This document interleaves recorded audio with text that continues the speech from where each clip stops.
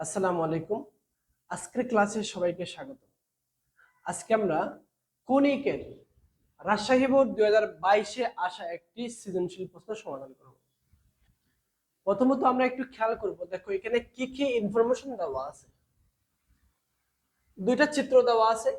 এই যে এটা হলো, আমরা দেখি বুঝতে পারছি এটা হলো পরাবৃত্ত আর এটা হলো উপবৃত্ত। তো এখানে প্রথম যে প্রশ্নটা দেওয়া আছে খ নম্বরে, দেখো প্রথম প্রশ্নটা হলো যে 3x² - 4y² = 12 কণিকের উৎকেন্দ্রিকতা নির্ণয় করো। তো একটু খেয়াল করব আমরা যে এই কণিকটার দিকে তাকাইলেই বুঝতে পারতেছি এটা হলো একটা অধিবৃত্ত।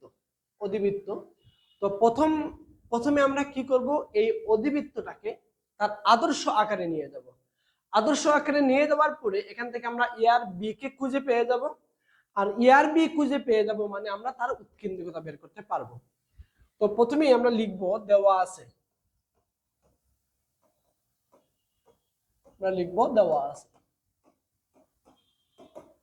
কি দেওয়া আছে 3x² - 4y² = 12 দেওয়া আছে, এটা দেওয়া আছে। তো তার আদর্শ যে আকার ছিল, অধিবৃত্তের আদর্শ আকারটা এরকম ছিল x² / a² - y² / b² = 1। এটাই ছিল তার আদর্শ আকার। তো এই ফরম্যাটে যদি নিয়ে যেতে চাই, দেখো তো এখানে কে আছে, 1 আছে না, তাহলে আপনাকে এখানেও কি বানাইতে হবে, 1 বানাইতে হবে। তো তুমি যদি এখানে 1 বানাইতে চাও তাহলে যা আছে তা দিয়ে ভাগ করতে হবে। তো তুমি কি শুধু এই পার্থক্যকে ভাগ করতে পারবা? না, গণিত কখনো অন্যায় পছন্দ করে না। আপনি যোগ করেন, বিয়োগ করেন, ভাগ করেন, যা ইচ্ছা তা করেন, তবে উভয় পক্ষকে করতে হবে। দেখো আমরা এখানে সবাইকে 12 দিয়ে ভাগ করে ফেলবো। তাহলে 3x² - 4y² / 12 = 12/12। এখন দেখো 3 দিয়ে যদি কাটি আমরা এটাকে, 3 4 বার যাবে, -y², এখানে 4 দিয়ে ভাগ করলে এটা 3 হয়ে যাবে, এখানে 1 চলে আসছে। দেখো তো এখনো দেখো আমরা এ পাই নাই। এ পাইতে হলে কি করতে হবে, স্কয়ার ফরম্যাটে লিখতে হবে। এখানে যে পার্টটুকু আছে তাকে বর্গের ফরম্যাটে লিখতে হবে। তো দেখো আমি এটা কিভাবে লিখতে পারি, যে 2² লিখতে পারি। তাহলে স্কয়ারের নিচে যেটা থাকবে এটা হলো এ, তার মানে এখানে কি পেয়ে গেলাম, এ মানে হলো 2। তাহলে y², এখানেও স্কয়ারের নিচে লিখতে হবে। তো স্কয়ারের নিচে যদি লিখতে চাও তাহলে তোমাকে কি লিখতে হবে, √3 দিয়ে স্কয়ার লিখতে হবে, কারণ এই মানটা ঠিক রাখতে হবে। তাহলে = 1 পেয়ে গেলাম।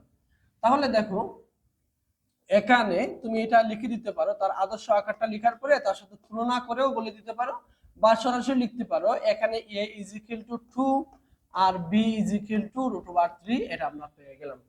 এখন আমাদেরকে বের করতে বলা হয়েছে উৎকেন্দ্রিকতা। তো দেখো তোমার উৎকেন্দ্রিকতার সূত্র অবশ্যই আপনাকে জানা থাকতে হবে আগে থেকে। তাহলে উৎকেন্দ্রিকতা কি পাইলাম, উৎকেন্দ্রতা বা উৎকেন্দ্রিকতা একই কথা, ঠিক আছে। উৎকেন্দ্রতা আমি লিখলাম E = √, দেখো a² + b² / a², এটাই হলো উৎকেন্দ্রিকতা বের করার সূত্র। তো এখানে আমরা তার মানগুলা বসিয়ে দিচ্ছি। তো দেখো এর মান কি আছে 2, তার মানে 2² লিখতে পারি। বির মান আছে √3, তুমি চাইলে সরাসরি এই মানটা এখানে এনে বসাইতে পারো, সরাসরি বসাইতে পারবা, অসুবিধা নাই। তাহলে দেখো এখান থেকে আমরা লিখতেই পারি যে 4 + 3 আর নিচে হয়ে গেল 4। তো এখান থেকে আবার এই দুটো যোগ করলে √7 হয়ে যায়, আর নিচে √² ক্যান্সেল আউট করলে মানে 4 কে √, করলে 2 হয়ে যাবে। এটাই হলো উৎকেন্দ্রিকতা। তো আশা করি তোমরা এই অঙ্কটা বুঝতে পারছো। আচ্ছা আমরা পরের যে অঙ্কটা আছে একটু সমাধান করি। দেখো পরের অঙ্কটা কি দেওয়া আছে দৃশ্যকল্প একে নিয়ামক রেখা MZM' এর সমীকরণ। এই যে দেখো এখানে যে একটা নিয়ামক রেখা দেওয়া আছে, দেখো এই যে নিয়ামক রেখা, এটার সমীকরণ দেওয়া আছে x = 3। এটা সমীকরণ কি দেওয়া আছে, x = 3 দেওয়া আছে।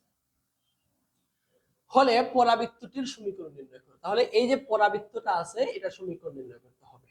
এখানে আরো কিছু ইনফরমেশন দেওয়া আছে। দেখো বলছে OA = OS = 1। তার মানে এখান থেকে শুরু করে দেখো এই পর্যন্ত এখান থেকে শুরু করে এই পর্যন্ত দেওয়া আছে 1, আবার ও এস এই যে এখান থেকে শুরু করে এই যে এটার মানও তারা বলে দিয়েছে হলো 1, বলে দিয়েছে দেখো O A is equal to O S is equal to 1, মানে ও এ সমান ও এস এবং তার মানটা হলো 1। তাহলে দেখো আমরা বলছিলাম যে পরাবৃত্তের যদি সমীকরণ বা উপবৃত্ত বা অধিবৃত্ত কোণিকের সমীকরণ নির্ণয়ের ক্ষেত্রে আমরা প্রথমে দেখব আমাদের তিনটা জিনিস আছে কিনা। সেটা হলো উৎকেন্দ্রিকতা, নিয়ামক রেখার সমীকরণ, এরপরে চলমান বিন্দু, সেটা আমরা ধরে নিতে পারি পি এক্স ওয়াই, আর একটা হলো নিয়ামক রেখার সমীকরণ। এই চারটা জিনিস যদি আমাদের জানা থাকে তাহলে আমরা এসপিজিক্যাল টু ইপিএম দিয়ে আমরা সমীকরণ তৈরি করতে পারি। তো এখানে যেহেতু আমার নিয়ামক রেখার সমীকরণ দেওয়া আছে, নিয়ামক রেখার সমীকরণ দেওয়া আছে, কিন্তু আমার বাকি উৎকেন্দ্রিকতা পরাবৃত্তের ক্ষেত্রে সেটা আমরা জানি 1 হয়, আর কি লাগে চলমান বিন্দু, সেটা আমি ধরে নিব পি এক্স ওয়াই। এখন আমার নাই যেটা সেটা হলো এস বিন্দু, মানে উপকেন্দ্রের স্থানাঙ্কটা নাই। তো উপকেন্দ্রের স্থানাঙ্ক বের করার জন্য তারা তোমাকে একটা চান্স দিছে। আমি এর আগে চিত্রটা আমি আবার অঙ্কন করব, তো তোমরা আমার সাথে সাথে চিত্রটা অঙ্কন করে ফেলো। চিত্রটা আমি আবার অঙ্কন করি, আমার সাথে সাথে তোমরা চিত্রটা আবার অঙ্কন করে ফেলবা, তাহলে বুঝতে সুবিধা হবে আমাদের।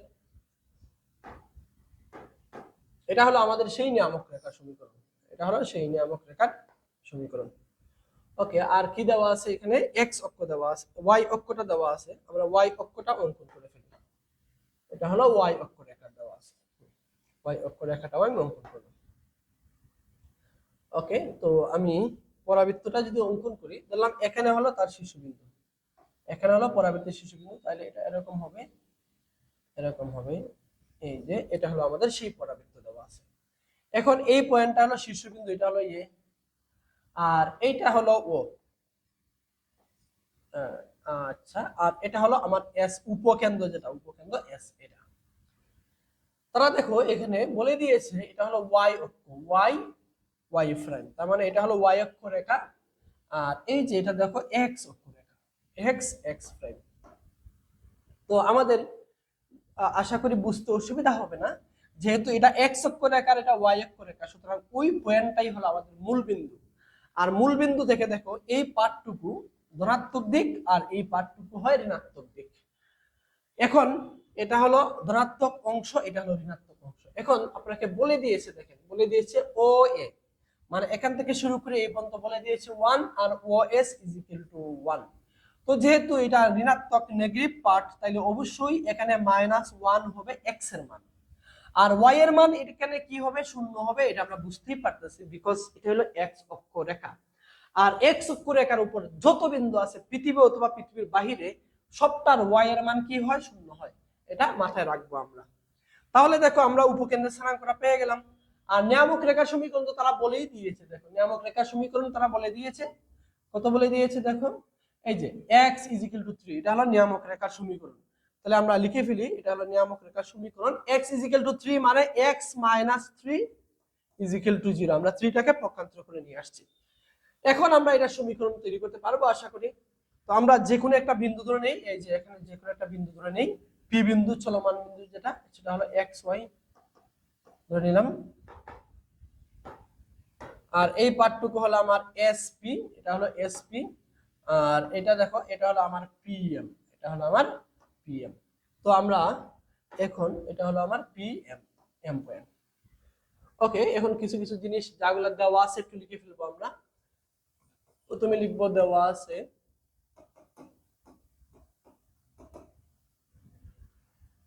নিয়ামক রেখার সমীকরণ, নিয়ামক রেখার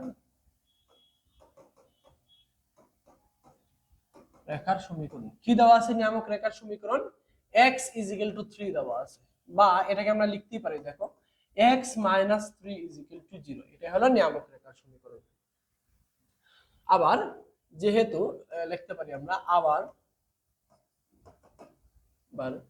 OA = OS = 1, ঠিক আছে, এটা বলতে পারি আমরা, দেওয়া আছে যেহেতু OA OS = 1, এবং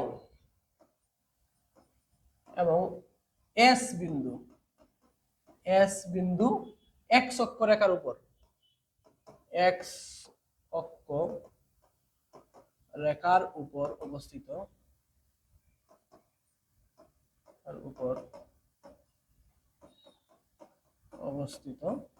সুতরাং সুতরাং এস বিন্দুর স্থানাঙ্ক আমরা বলতে পারি -1 আর 0, -1 আর 0 পেয়ে গেলাম। তাহলে দেখো আমরা উপকেন্দ্র পেয়ে গেছি, নিয়ামক রেখার সমীকরণ জানি।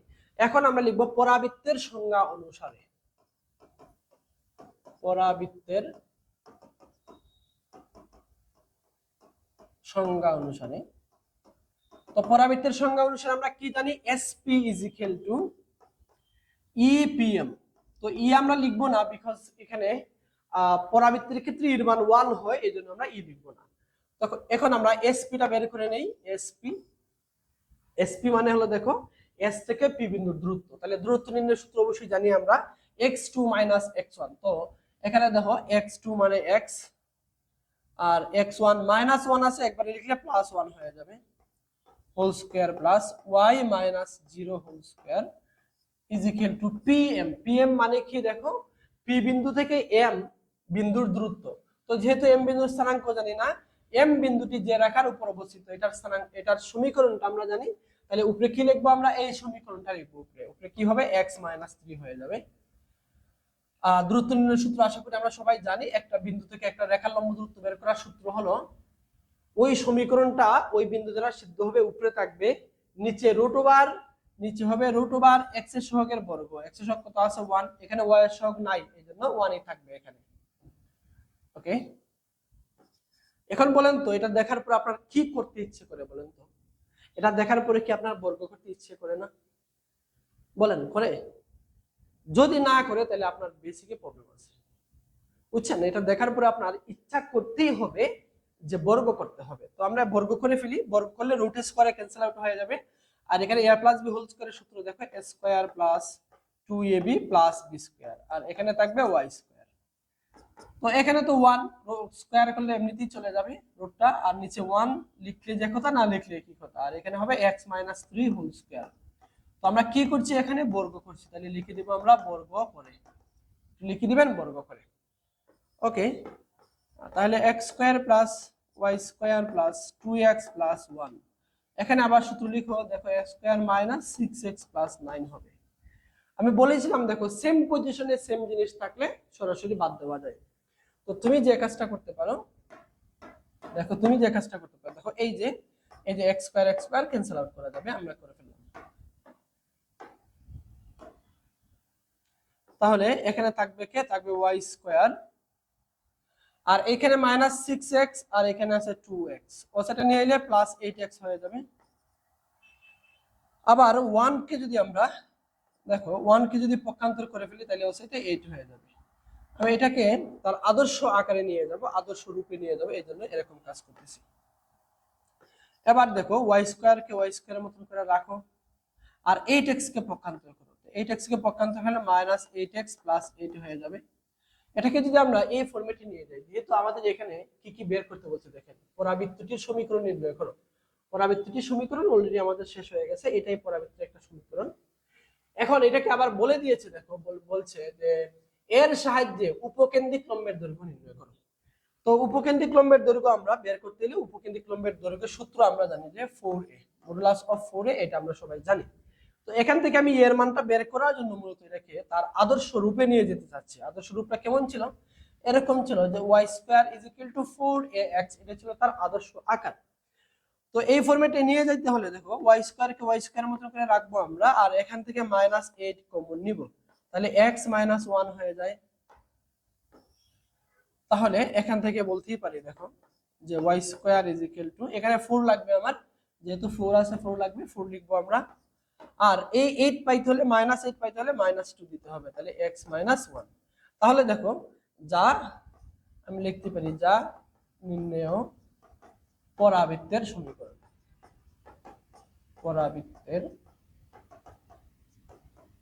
পরাবৃত্তের সমীকরণ, যা নির্ণেয় পরাবৃত্তের সমীকরণ। ওকে, এখানে আবার কি দেওয়া আছে, এখানে a ইজ ইকুয়াল টু -2 দেওয়া আছে। দেখো a ইজ ইকুয়াল টু কি দেওয়া আছে, -2 দেওয়া আছে।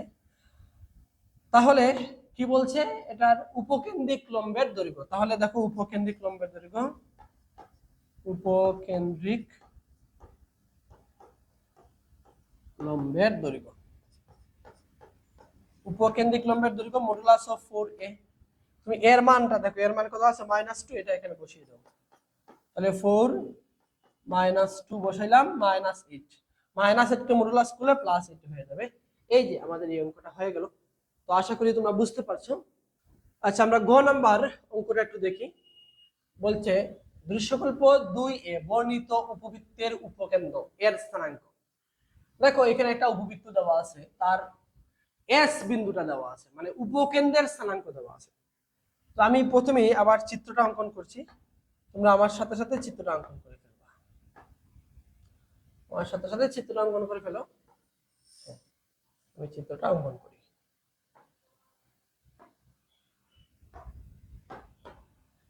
হ্যাঁ, এটা হলো তার ক্ষুদ্র অক্ষ, এটা হলো তার ক্ষুদ্র অক্ষ। ওকে, আর এটা হলো তার বৃহৎ অক্ষ, এটা হলো তার বৃহৎ অক্ষ। ওকে, আচ্ছা, এটা x, x prime, y, y prime, আর এই পয়েন্টটা হলো মূল বিন্দু। আর এস বিন্দুটা দেওয়া আছে, এই যে এখানে এস বিন্দু দেওয়া আছে। এস বিন্দু তারা কত বলে দিয়েছে, এস বিন্দু বলছে তারা 0 আর 4, 0 4। ওকে, তারপরে বলছে তার নিয়ামক রেখার সমীকরণ নির্ণয় করো। এখন তার নিয়ামক রেখার সমীকরণ যদি বের করতে চাই, তো দেখো নিয়ামক রেখার সূত্র কি জানি। আচ্ছা, এখানে আরো কিছু ইনফরমেশন দেওয়া আছে, আপনি একটু লিখে ফেলি। দেখো এ এ প্রাইম, দেখো এ এ প্রাইম সমান তারা বলে দিয়েছে 6। এটা আমরা মাথায় রাখবো যে এখান থেকে শুরু করে এই পর্যন্ত তারা 6 বলে দিয়েছে। আর কি বলে দিয়েছে যে এ ও, মানে দেখো এ ও ও বি থেকে ছোট। তার মানে এই যে সমীকরণটা, এই সমীকরণের মধ্যে বৃহৎ অক্ষ হলো 2b এবং ক্ষুদ্রাক্ষ হলো 2a। এটা আমরা মাথায় রাখবো। আচ্ছা দেখো কি দেওয়া আছে, দেখো A A prime, A A prime is equal to দেওয়া আছে 6, এটা দেওয়া আছে 6। আবার বলে দিয়েছে তারা এ ও ও বি থেকে ছোট। ওকে, তাহলে তার বৃহৎ হলো 2b আর ক্ষুদ্রাক্ষ হলো 2a। তো ক্ষুদ্রাক্ষের পরিমাণটা তারা দিয়ে দিছে। ওকে, এরপরে দেখো আর এবং উপকেন্দ্র, দেখো উপকেন্দ্র দেওয়া আছে, উপকেন্দ্র। তো উপকেন্দ্র কি দেওয়া আছে, উপকেন্দ্র এস দেওয়া আছে 0 4 দেওয়া আছে। আচ্ছা, একটা উপকেন্দ্র তারা বলে দিয়েছে 0 4, তাহলে অবশ্যই তার আরেকটা উপকেন্দ্র আছে, এটা কি হবে আমরা বুঝতেই পারতেছি, এটা হবে 0 -4। তো আমাদের বের করতে বলছে নিয়ামক রেখার সমীকরণ। তো নিয়ামক রেখার সমীকরণের সূত্র কি জানি আমরা, এটা যেহেতু বৃহৎ অক্ষ 2b, তাহলে তার নিয়ামক রেখার সমীকরণ y = ± b / e। এটা হলো নিয়ামক রেখার সমীকরণ। তাহলে নিয়ামক রেখার সমীকরণ বের করতে হলে আপনার দুইটা ইনফরমেশন জানা থাকতে হবে, যে b এর মান জানা থাকতে হবে আর e এর মান জানা থাকতে হবে। আগে আমরা b আর e এর মান বের করব, তারপরে আমরা নিয়ামক রেখার সমীকরণ বের করব। দেখো এখানে আমরা বলতে পারি, এখানে এ এ প্রাইম, দেখো A A prime is equal to 2a is equal to আমরা বলতে পারি 6। তাহলে জাস্ট এর মানটা যদি বের করি, দেখো এর মানটা যদি বের করি আমরা, এর মান বের করলে এটাকে পক্ষান্তর করলে কি হয়ে যায়, 3 হয়ে যায়। তার মানে এর মানটা আমরা পেয়ে গেলাম, এর মানটা কিন্তু আমরা পেয়ে গেলাম। এখন আমার কি লাগবে, ভি লাগবে আর ই লাগবে। তো আমি লিখতে পারি, দেখো এখানে আবার আরেকটা বিষয় দেওয়া আছে, যে উপকেন্দ্র দেওয়া আছে। দেখো উপকেন্দ্র দেওয়া আছে, উপকেন্দ্র দেওয়া আছে। তো উপকেন্দ্রের স্থানাঙ্ক আমরা কি জানি, উপরে যেটা আছে এটা হলো 0 ± be, আর নিচে যেটা আছে 0, এটা হলো 0 + be, আর নিচে যেটা আছে এটা কি হবে 0 - be, এই যে এটা। তো আমাদের যেহেতু উপরেটা দেওয়া আছে তো আমরা লিখতে পারি আবার BE is equal to কি বলে দিয়েছে তারা 4 বলে দিয়েছে, এই যে 4। এখন আমরা উপপক্ষে স্কয়ার করি, স্কয়ার করলে b square is equal to 16 হয়ে যাবে। আচ্ছা দেখো স্কয়ারের মানটা এখানে আমরা বসাবো। তো ই সমান আমরা কি জানি, দেখো তো ই সমান আমরা কি জানি, ই সমান এরকম জানি না যে যেহেতু এটা বৃহদক্ষ b তাহলে কি হবে b square minus a square by b square হবে। তো আমরা যদি উপপক্ষে স্কয়ার করি তাহলে এখানে স্কয়ার চলে আসবে, আর b স্কয়ারের নিচে b স্কয়ারকে চিন্তা করলে 1 মাইনাস a স্কয়ার নিচে b স্কয়ারকে চিন্তা করলে a square by b square. তাহলে স্কয়ার সমান আমরা কি বলতে পারি 1 minus a square by b square বসাতে পারি। তাহলে দেখো যেখানে স্কয়ার আছে এখানে লিখবো 1 minus a square by b square is equal to হলো 16। এখন তুমি b স্কয়ার দিয়ে 1 কে গুণ দাও তাহলে b স্কয়ার হয়ে গেল, মাইনাস b স্কয়ার দিয়ে এই পার্টটুকুকে গুণ দিলে b স্কয়ার ক্যান্সেল আউট, থাকবে a square is equal two 16। এখন দেখেন আমরা কিন্তু এর মান আগে থেকে এখানে বের করে রাখছিলাম যে এর মান হলো 3, তাহলে তুমি এখানে এর মানটা বসিয়ে দাও। তাহলে b square is equal two 16, এটাকে পক্ষান্তর হলে প্লাস হবে, আর এর মান কত ছিল 3, তাহলে 3 স্কয়ার এটা বলতে পারি আমরা, বা b square is equal two 16 plus 9 সমান সমান হলো 25। তাহলে b স্কয়ার মান 25, তাহলে এখান থেকে আমরা b এর মানটাও বলতে পারি, b এর মান হবে 5। তো দেখো আমি আর b এর মান পেয়ে গেছি, এখন আমার দরকার কি, আমার বাকি রইলো এর মানটা বের করতে হবে। এর মান বের করতে পারলেই কিন্তু আমি নিয়ামক রেখার সমীকরণটা বের করতে পারবো। তো দেখো আমি এর মানটা বের করে নিয়ে আসি। এর মানটা দেখো আমরা এখানে যদি বসাই দেই, এখানে বসাই দিই, দেখো এখানে একটা সমীকরণ লিখে ফেলি, এটাকে একটা সমীকরণ লিখে ফেলি, এটাকে এক নং সমীকরণ লিখে ফেলি। তাহলে b is equal to 5 এক নঙ্গে বসিয়ে পাই, দেখো b is equal to 5 এক নং এ বসিয়ে পাই। তো b is equal to 5 যদি এক নঙ্গে বসাই তাহলে দেখো যে b এর মান হলো 5 is equal to 4, সরি আমরা তো b এর মান বসাবো, তাহলে b এর মান কত 5 into e is equal to কত আছে 4 আছে। তো তুমি 5 কে পক্ষান্তর করে দাও, অতএব e is equal to 4/5, তাহলে এর মানটা আমরা পেয়ে গেলাম। তো তুমি এর মান পেয়ে গেছো মানে কি, মানে তুমি এখন নিয়ামক রেখা সমীকরণ বের করতে পারবে। নিয়ামক রেখা সমীকরণ কি ছিল, y is equal to plus minus b by e ছিল নিয়ামক রেখা সমীকরণ। তো তুমি b এর মানও জানো এর মানও জানো, তাহলে অতএব নিয়ামক রেখার সমীকরণ, অতএব নিয়ামক রেখার সমীকরণ, নিয়ামক রেখার সমীকরণ কি, y is equal to plus minus b by e, এটা হলো নিয়ামক রেখার সমীকরণ। y কে y এর মতো করে রাখো, প্লাস মাইনাস b এর মান কত ছিল, b এর মান ছিল 5, আর এর মান কত ছিল, এর মান হলো 4/5। তো এটাকে গুণ দিয়ে উল্টাও, গুণ দিয়ে উল্টালে কি আসে দেখো তো, গুণ দিয়ে উল্টাইলে কি আসে যে প্লাস মাইনাস এটা 5টা উপরে চলে যায় 25 হয়ে যাবে, নিচে হলো 4, এটাই হলো आंसर। বা তুমি 4টাকে এই সেটে নিয়ে আসতে পারো চাইলে, 4টাকে তো এই সেটে নিয়ে আসো তাহলে কি আসে দেখো, 4 কে এই সেটে নিয়ে আসো তাহলে 4y is equal to plus minus 25, এটাই হলো আমাদের নিয়ামক রেখার সমীকরণ। এটাই মূলত আমাদেরকে বের করতে হবে, এটাই বের করতে বলা হয়েছে।